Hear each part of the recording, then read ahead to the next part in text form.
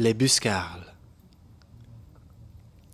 Rishun, le début de printemps, est la première de 24 périodes solaires annuelles du calendrier lunisolaire traditionnellement utilisé en Asie orientale. Rishun commence lorsque le Soleil atteint la longitude céleste de 315 degrés et se termine lorsqu'il atteint 330 degrés. Dans le calendrier grégorien, Rishun commence généralement autour du 4 et se termine autour du 18 février. Chaque période solaire peut être divisée en 3 pentades. Nous venons de passer la première partie de Rishun, appelée Tofu Kaito, où le vent d'Est fait fondre la glace.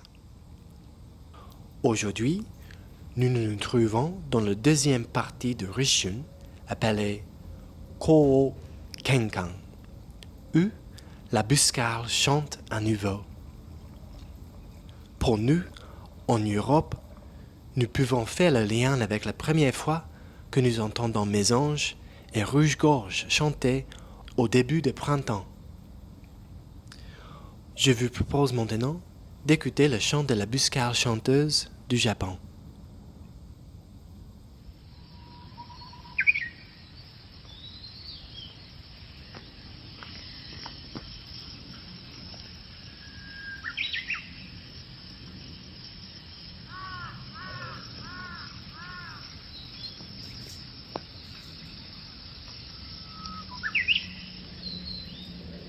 La conscience de saison nous ancre dans le monde. Par extension, le monde devient plus intimement notre maison. Mais cette conscience de saison se trouve-t-elle en nous? Lorsque nous entendons l'oiseau de printemps chanter, le chant apparaît dans notre conscience et nous savons qu'il s'agit d'une mésange ou d'un rouge-gorge avant toute pensée. Nous sommes peut-être en train d'éteindre les linges ou de marcher vers la boulangerie lorsque nous entendons la première note d'une mésange. Nous ne l'écoutons pas conscieusement. Elle est juste là.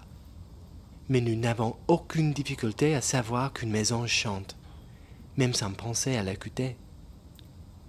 Ce niveau primordial de conscience, avant la pensée, est ce que le maître zen Bankei appelle le non-né.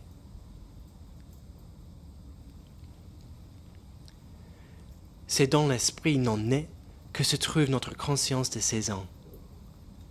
La buscarle chanteuse annonce « C'est le printemps » dans nos cœurs à la fois partout et nulle part. Le Shanoyu, la cérémonie du thé, consiste à habiter dans cet esprit non-né.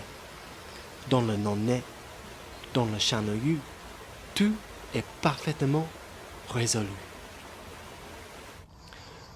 Vous vous rincez les mains à l'eau et vous vous sentez pur. Vous sentez l'encens et transcendez le temps. Une fleur dans l'ombre révèle l'infini. La cuillère à thé tape un son de vérité sur le bol à thé. Le goût du thé ouvre votre corps au coin glacé de l'espace.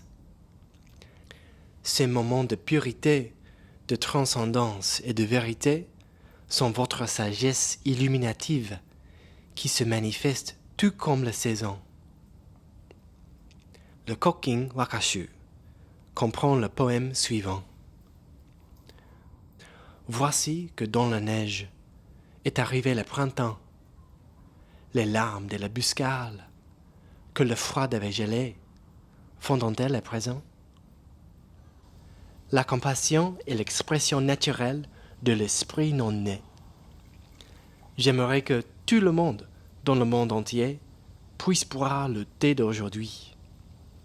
Mais nous devrons le boire pour eux. J'espère que c'est justement ce dont vous avez besoin.